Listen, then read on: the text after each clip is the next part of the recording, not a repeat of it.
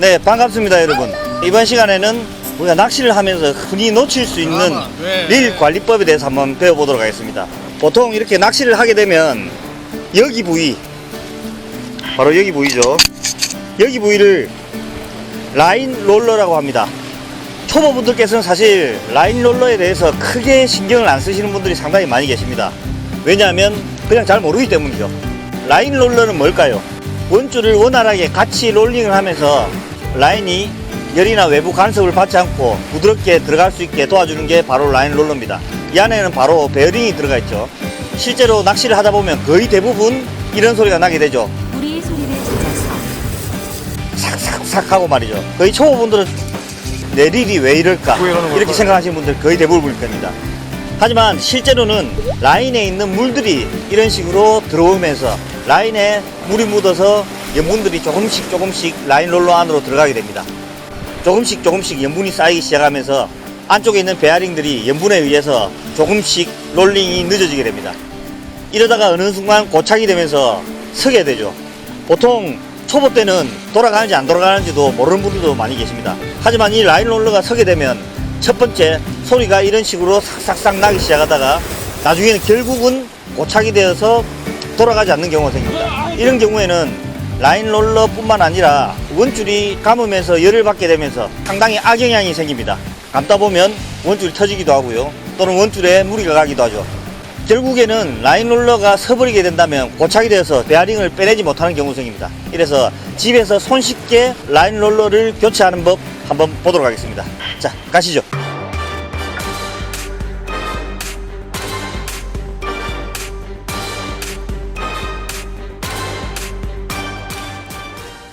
먼저 라인 롤러를 분해해 보도록 할게요. 지금 보시는 이 릴 또한 라인 롤러 안에 있는 베어링에 염분이 이렇게 쌓이게 되면 그냥 돌릴 때는 소리가 없지만 라인에 힘이 가해졌을 시에 베어링에서 사각사각 이런 소리가 나죠. 상당히 거슬립니다.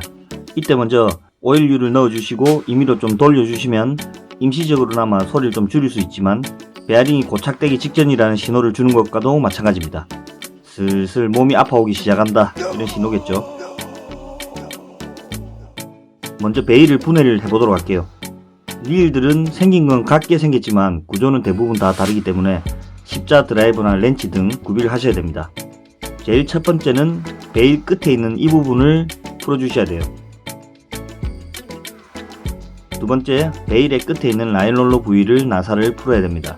라인롤러 또한 제품군에 따라서 라인롤러와 베어링이 되어 있는 일체형도 있고 또는 이 릴처럼 하나씩 조립을 하는 타입이 있지만 교체하기에는 일체형이 쉬워요. 하지만 비싸다는 단점도 있죠.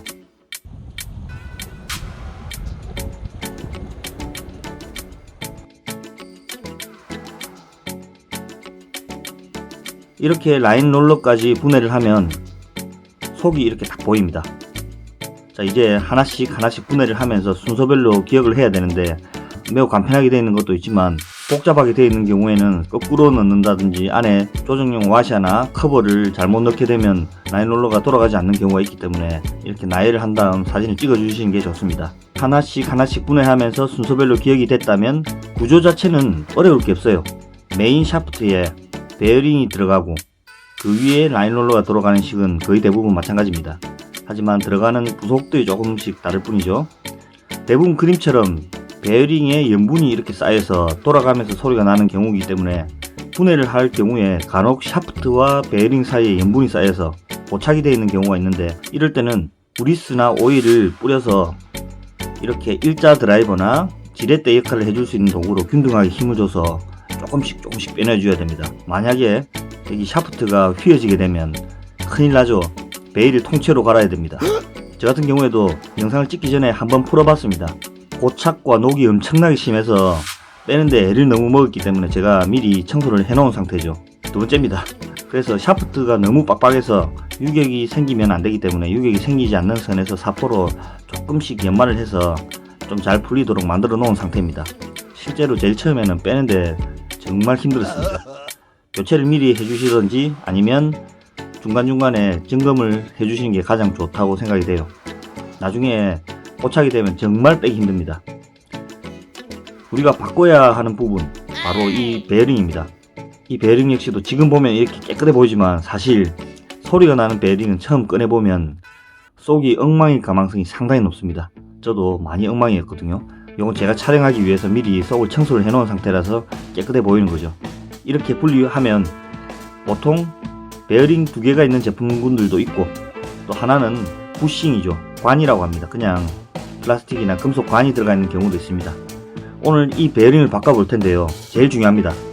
먼저 이 베어링 또한 판매하는 메이커 그리고 릴 크기마다 다 다르기 때문에 이 릴의 베어링 크기를 알아내는 게 제일 먼저죠.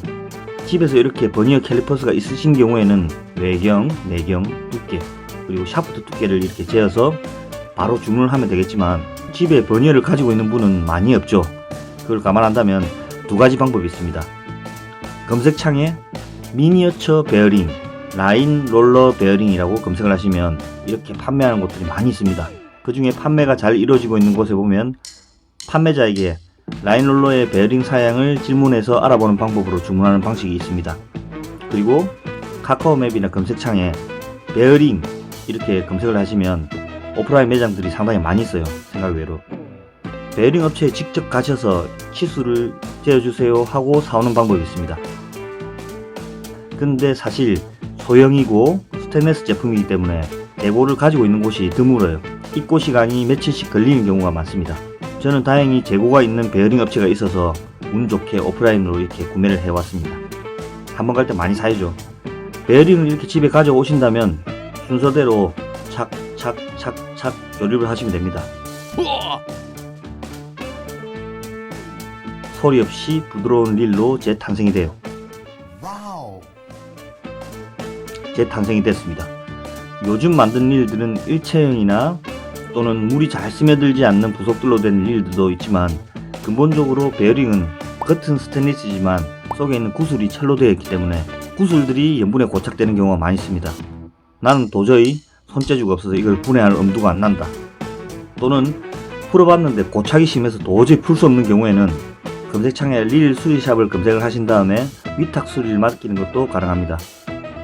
가장 염분에 많이 노출되고 소모가 빠른 라인롤러 베어링이기 때문에 주기적으로 수분 침투를 막아주도록 풀어서 오일을 넣어주시거나 그리스를 넣어주시면 좀 더 사용을 오랫동안 하실 수 있어요.